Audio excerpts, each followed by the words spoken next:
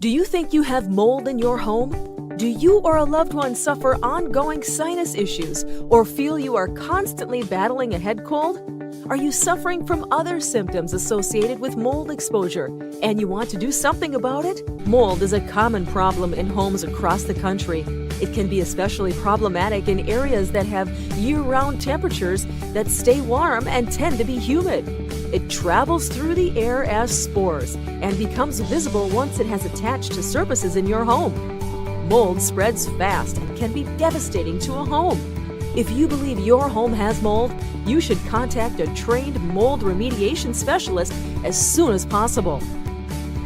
They will help you determine if mold is a problem in your home, remediate the mold safely, and help you address secondary concerns about mold growth.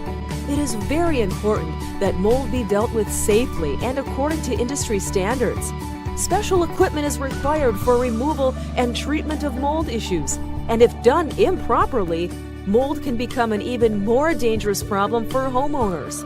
Not only does it put those living in the home at risk, it can lead to an even more expensive and time-consuming cleanup.